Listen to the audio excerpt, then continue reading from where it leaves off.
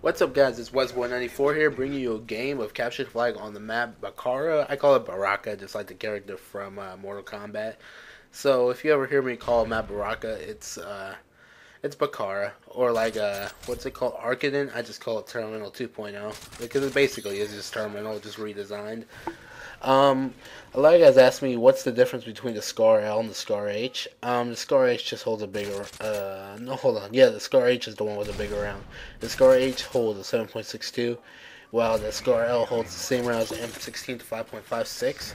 So, the round in the Scar L will travel faster, but won't hit as hard. But it still has quite a bit of stopping power.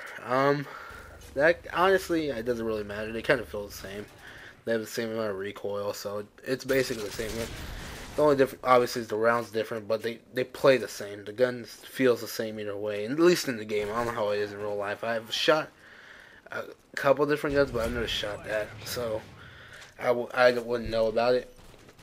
Um, I believe Belgium designed it, so Belgium has been known to make kind of the 7.62 by 51. I believe that's the famous one they made for the FNFAL. So they're both made by two different companies, but they're both actually, hold on, I think they're both designed by the same company, FNFAL and the FN Scar, so whatever their name is.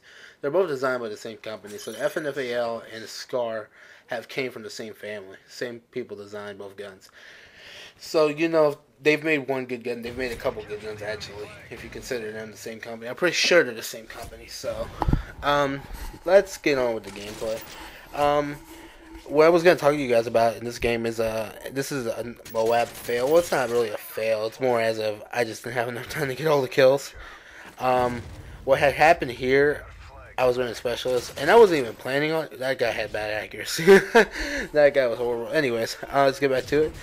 Um, a lot of guys ask me, what do I do to get up Moab? Um, Honestly, dude, the best choice is a specialist. It's up to you what 3 perks you earn, but I really like to run, at the beginning of a game, I always run, what is it called? Stalker, Sleight of Hand, and Quick Draw. I run those 3 perks. I like to move fast. I like to reload fast, move fast, and aim down sight fast. So it's just a better benefit for me. For my 3 perks, usually go maybe Assassin, Dead Silence, and Marksman. I really do like Marksman. I think a lot of people underestimate that perk. It's probably one of the best perks in the game. I don't know what am I using here? Dead Silence, I believe Scavenger and Assassin in this game, but either way, I was gonna get all the perks anyway, so it doesn't matter because after the 8th kill. If you didn't know, you get all the perks, and I believe almost all the proficiencies on most weapons.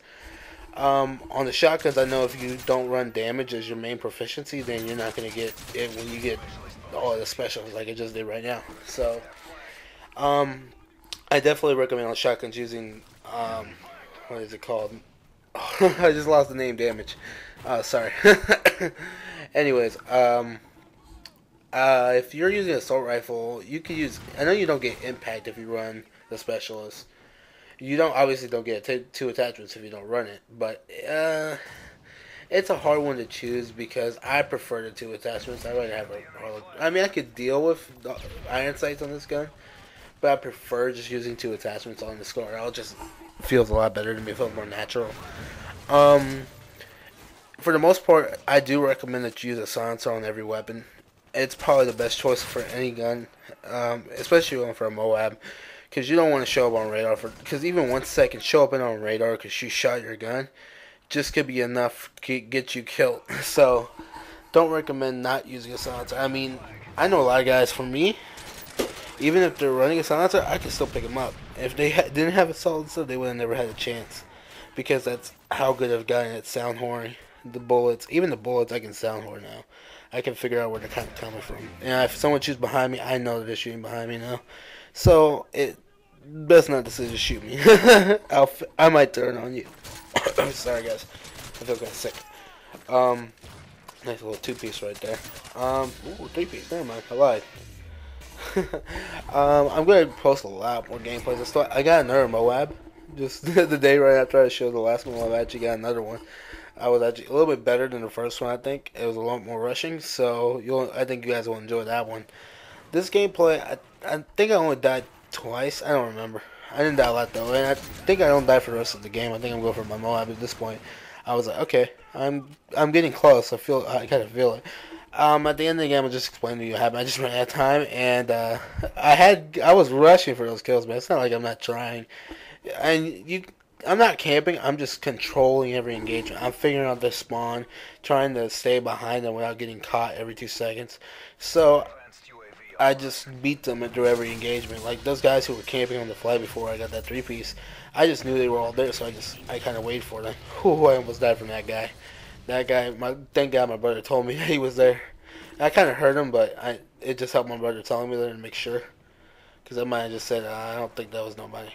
Um, but anyway, that's about it. When you're running specials, yeah, I definitely recommend using marksman. Well, not as your main perk, but definitely getting marksman. Marksman, well, I mean, the only thing that would suck is someone running assassin, but if you pay attention to people's uniforms and stuff, you'll figure out if they have assassin or not. So, I mean, that's all you really need to pay attention to. Obviously, maybe on the Scar L, I definitely recommend Scavenger. Well, at least for most people, it seems like the Scar L goes through so many rounds that you just need to get Scavenger early or halfway through it before the 8th kill, because you'll just run out of bullets if you're not lucky. If you got a secondary weapon, that's not a bad idea at all. So, I mean, I guess you could do that.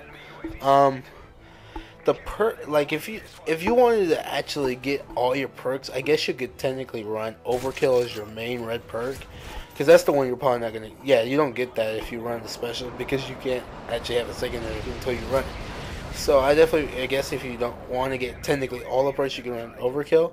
If you wanted to get the benefit for Hardline at the beginning of the game, instead of just getting that one less kill at the end of the game, you could run it as your second perk, and it will affect your other 2 perks once you get it. So that's it, guys. I hope you enjoyed this gameplay. If you haven't already, subscribe and leave a thumbs up, guys. And I hope you enjoy the next couple of videos that are coming up. And peace.